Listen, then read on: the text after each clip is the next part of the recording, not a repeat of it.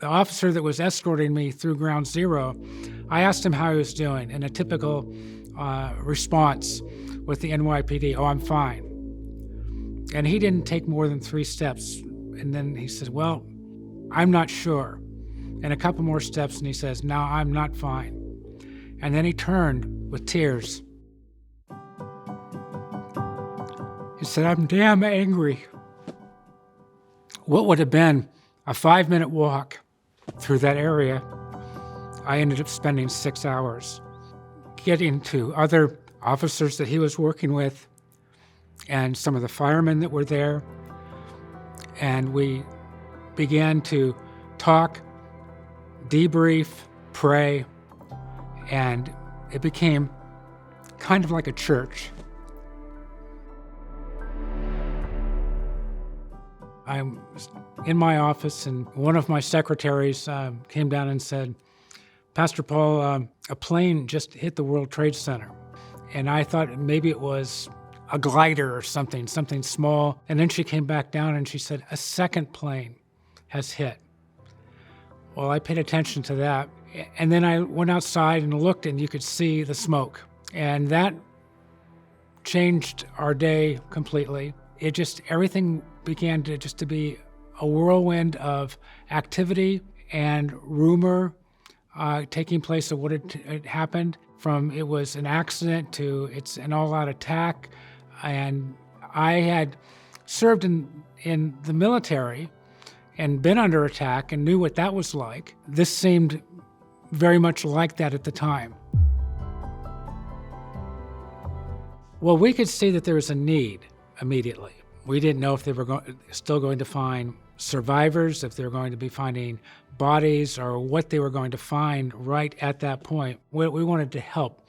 As a ministry team, we wanted to have that kind of critical presence, which we knew and found out more was going to be even more necessary as the days would go on. Everyone get the training that they needed, 1, so we could help, 2, so we could have access, because they weren't letting people just go into Manhattan at that point. Working at the Family Assistance Center, families would come to get reports on people that were missing, and I got to know many of the families very well with working at the Family Assistance Center. And I stayed working in that whole area with down around Ground Zero and Staten Island landfill that eventually became a crime scene, and I worked there to set up a ministry area on the landfill.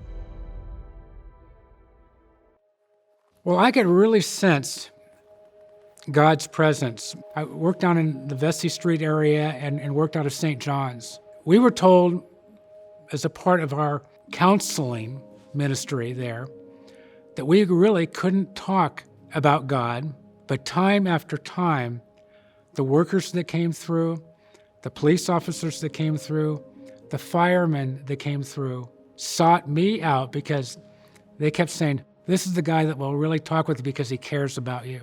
And I wasn't the only pastor that was there that would pray for people and pray for their salvation and pray for their well-being. God continued to use us over and over.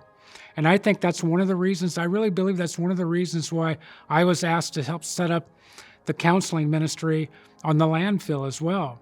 There were some very dramatic moments as different things were found. One guy recovered a part of a body that was in the dumpster bucket that had been pulled out, that hadn't been seen when it was being excavated out of Ground Zero. And he just fell apart when he found that. He needed immediate counseling and wanted immediate counseling. I was honored to be able to be chosen to be down there. Some people say, "Well, you weren't chosen, you chose that to do that."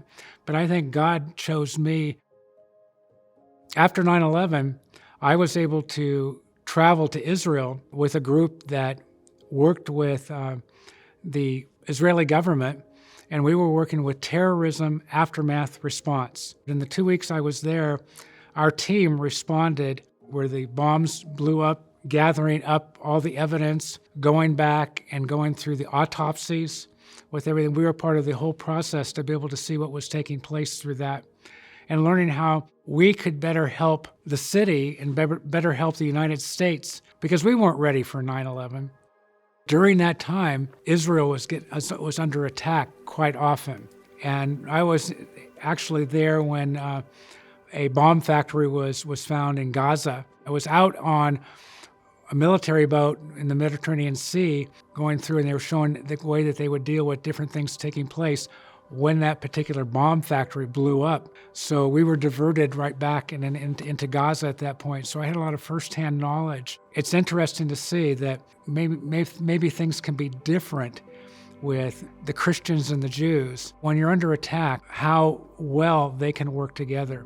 I was welcomed into being a part of their community, and they welcomed my prayers to be a part of that, and they still do.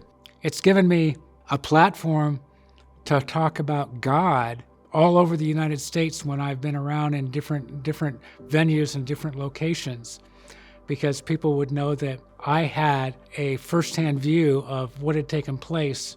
One of the lasting memories that I've carried on with that is that I got stage 4 cancer. It was all head and neck cancer. The only way that they could take the tumor out would have been to cut my tongue out as well.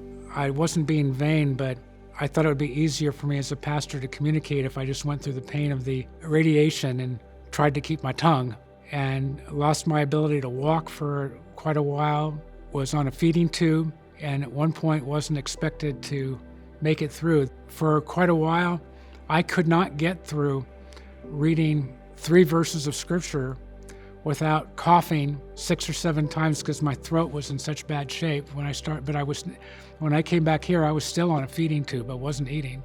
But God's restored me to this at this point. God's still using me in ministry.